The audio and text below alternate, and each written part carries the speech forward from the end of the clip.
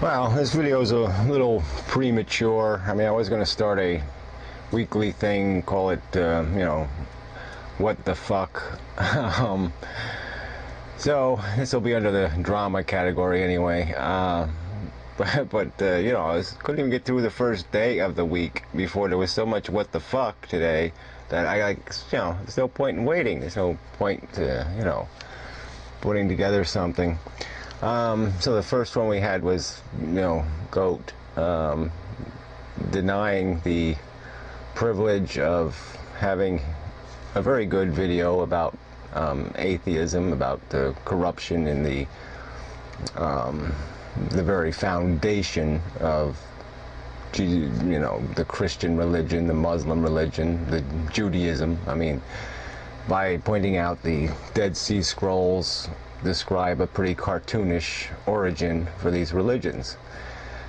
And anyway, so he's, said thanks but no thanks, which is pretty strange. I mean, at minimum he could take, his name off of it. He could take, he doesn't have to take credit for the video. It's a nice product. It wouldn't have been my choice just because, it maybe needs to be a little slicker, for the average viewer. They're not going to wait till the punchline ending. Maybe you should do the punchline ending first, that look, the Dead Sea Scrolls point out that this is all pretty bogus, and then just provide the evidence after that so people get the point that, this is the point and here's the evidence, rather than evidence and then point. But anyway, no point in criticizing a video that's not going to go anywhere.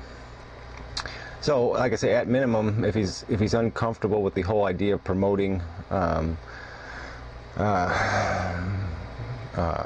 rationality, I mean, that's all the video does. It just promotes rationality, nothing else. It's not advocating anything but an informed understanding of, biblical origins.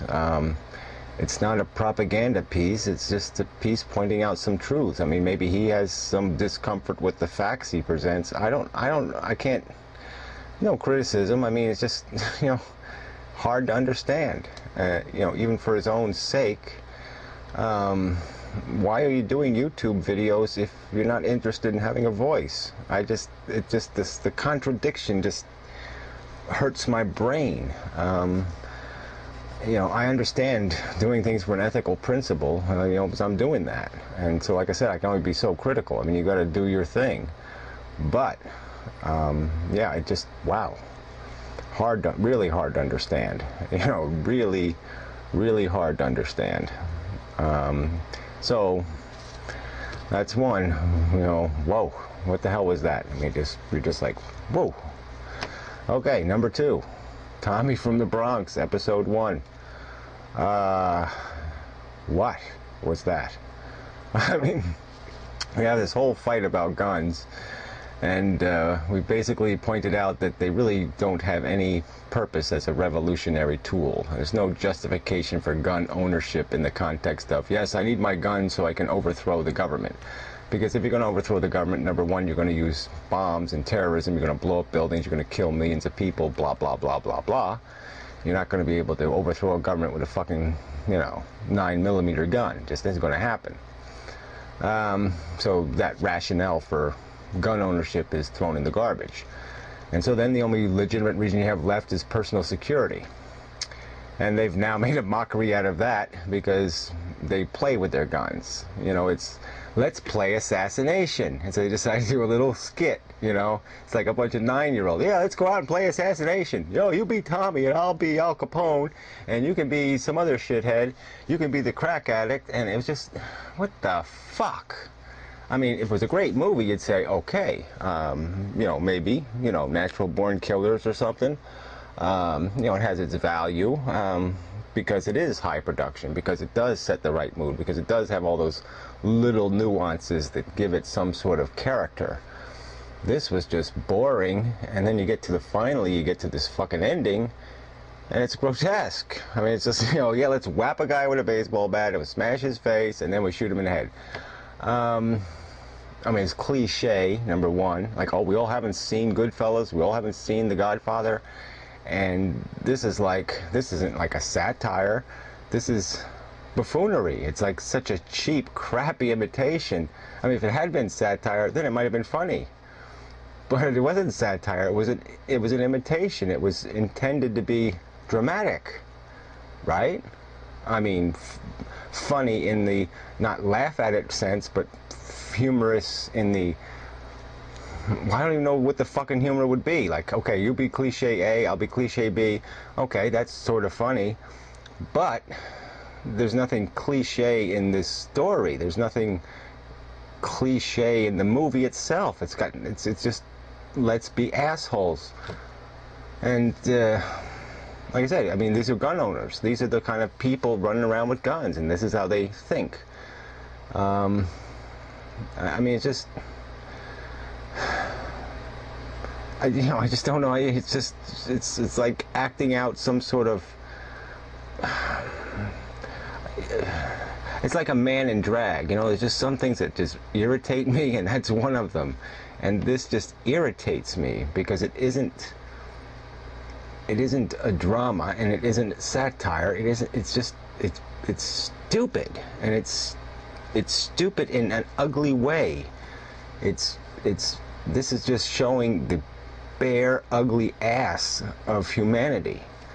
I mean, this is just an ugly portrayal of human beings. This is all, hey, look, it's funny to shoot people in the head, and it's funny to bash them with the baseball bat, and it's funny to have hitmen in the world, and it's funny that people exploit other people, and it's really not funny. So anyway, but it was really bad. Okay, it's bad just as, I mean, the only person that did a fair job, Fake Sagan, was a pretty good, crack addict or whatever. But, I just sort of gratuitous remark, ugly as hell, man, he looked like shit. But, he looked good in his shirt, he's fit. So, I mean, that was part of what, I guess, what sort of ruined it, was he's a little too healthy. He should have, unhealthied himself a little bit more, play the part right.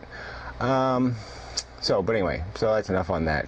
Just, you're saying, though, what the fuck? I mean, yeah, this is the atheist community. We don't have anything better to do than make silly, B movies about, gunplay. I mean, really, just the image we're looking for. And then the last one was the, well, how much time? 3 minutes, less than 3. Was the Fake Sagan and Dill, ponage battle, the ownage battle between those two. And it gotta be the lamest. It was so bad. It was just, I mean, they're both such easy targets in a way, and it was just like nothing. It was just superficial crap. Like, oh, you say his name wrong. What the hell is that? I mean, that's no good. Oh, you can't read good. Oh, what's that? Oh, you're reading the script. Don't do that. That's the best you can do. I mean, you did point out that she, is kind of an egomaniac, and, I greater than you kind of stuff. I mean, she's just kind of frightening, and, her idol is that Rand nut. Everybody be selfish. That'll be a wonderful way to run the world. If everybody just does whatever the fuck they want, takes whatever they want, yes, great strategy. That's all we need, is more scumbags in the world. Great idea. And the Fake Sagan, I mean, shit. It's pretty hard to miss him lately. I mean, he's just,